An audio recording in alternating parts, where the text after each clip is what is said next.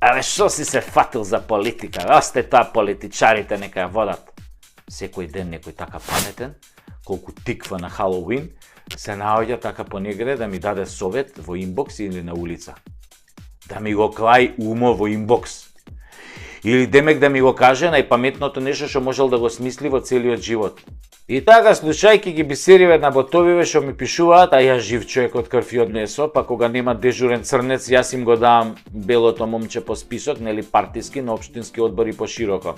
И затоа имам предлози до новата власт, независно која ќе биде, само ако тоа не се таче ќурка, Стево Мунгос или шарскиот поскок. Али за да може државава да мрдне малку од нултата позиција и да конечно имаме пари за децата, а не да ги лечиме нели со СМС, што е најголема срамота и грев за еден народ.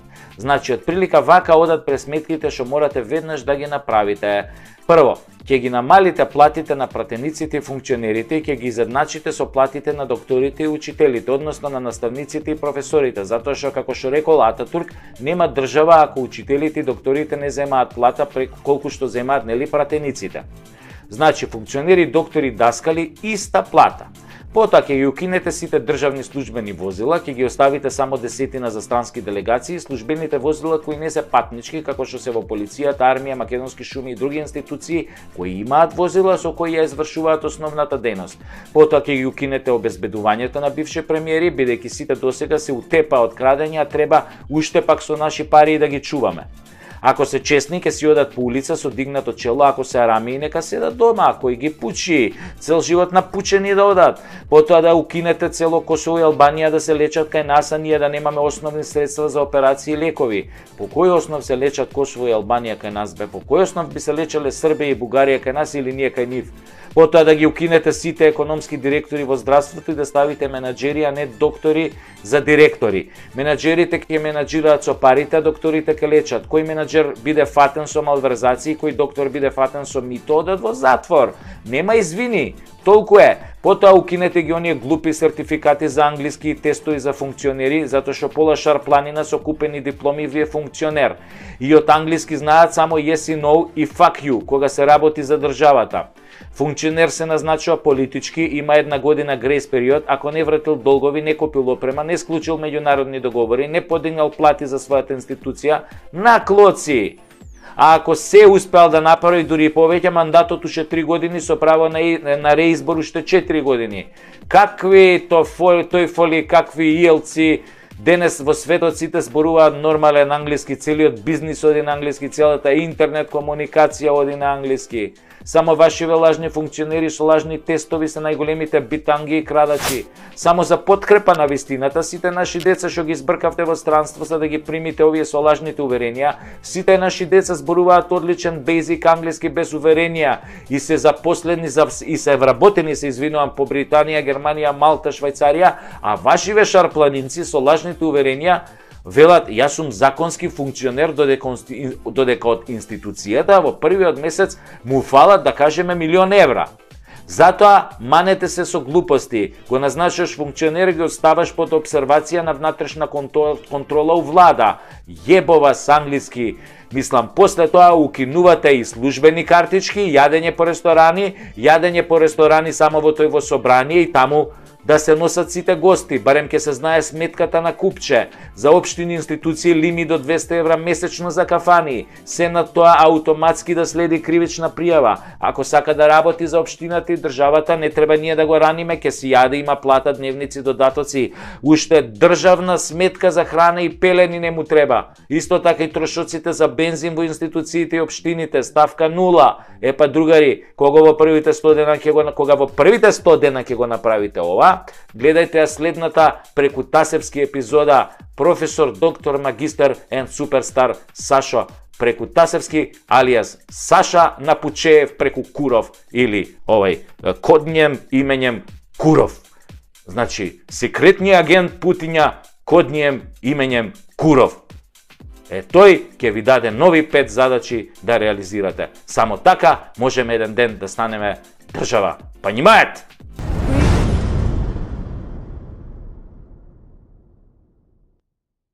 Македонија и сообраќај, магаре и музика. Физкултура и некултура, селјачизам и алпинизам е страшно. Ке ми речат, Сашо, како може народот да го нарекуваш, нели, говеда? Не е народот. Кој ќе се препознае од народот е говедо. Сибирско говедо. У превод тешко говедо.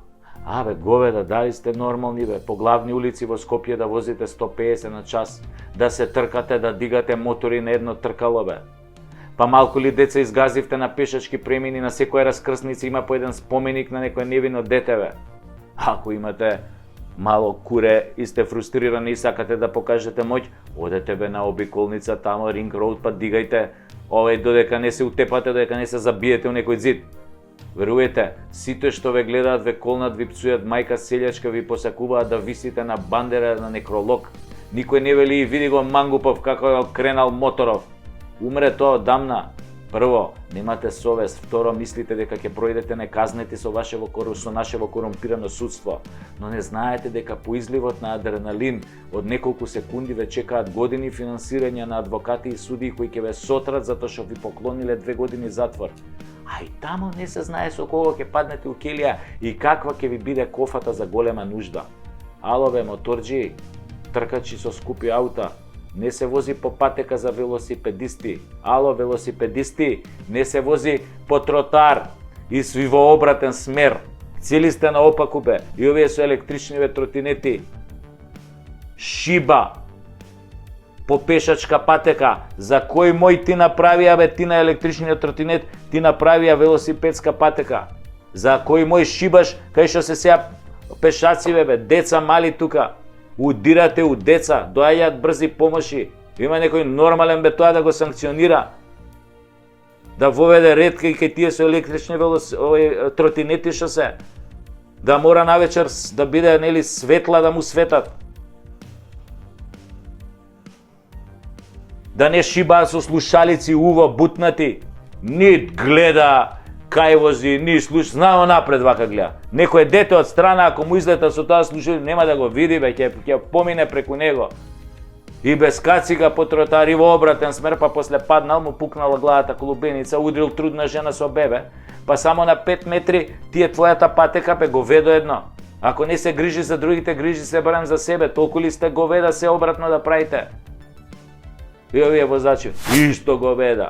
Не се паркира кај што ќе се стигне на тротоари, на зелена површина, на патека за возачи. Има луѓе со посебни потреби, не може да стигнат до лекар заради што сте се паркирале тамо само за да завршите некоја работа.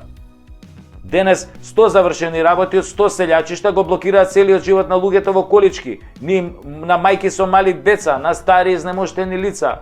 Јебива, светот е ваш, го знаете министерот или швалерка му, блиски сте со премиерот, имате врски у сообраќајна полиција, или полицијата јаде на ваша сметка, на сметка од ваша фирма, ево те па, тоа е големо достигнување. Па вие сте вундеркинзи, колку што Заев е Нобеловец. Овие пешачки говеда исто. Не се оди на потротар цик-цак со слушалици уши да не може човек да ве помине Не се цуп како боксер по велосипедска патека Ало баби, немате 20 години што фаќате раскрсница диагонално преку 4 ленти. И тинеџери ало не се бутка еден со друг додека поминувате улица кај што нема пешачки премини. Се буткаат еден со друг. Се влечат, сопки си прават, тука коли прајат. Све е отидено, како да ви кажам, без контрола. Возачи секое поминување на црвено светло е потенцијално убиство.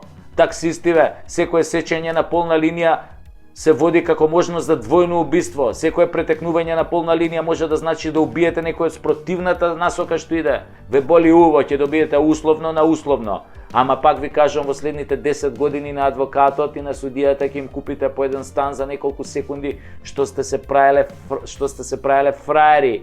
и што не сте ги почитувале основните нели правила во сообраќајот нели на улица, на вагон таму.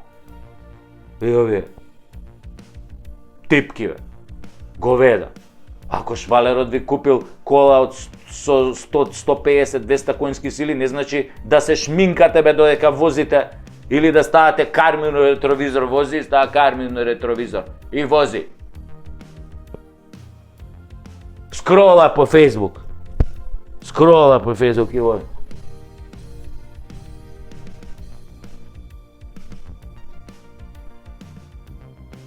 Кој ќе видиш таква некоја ти идат спротивна насока, бе, ужас ме фаќа. Ужас, ужас. Поише гледам мобилниот него напред што се случува на булеваров.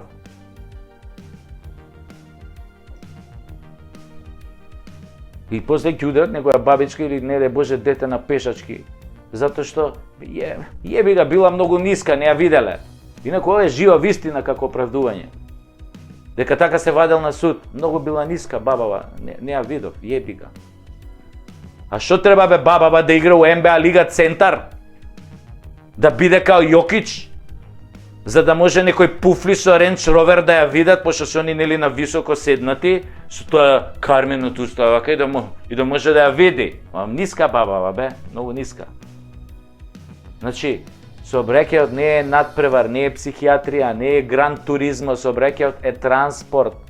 Од транспортот сите треба да стигнат на дестинацијата безбедни, а не во болница или на гробишта. Ако веќе полицијата знае само да се намести и да фаќа пијани и половината да ги пушта со врски после тоа, тогаш не ни преостанува ништо друго, туку да си го ставиме прстот вака на глава и да си кажеме дали сакаме да си го зебеме животот со непромислени одлуки.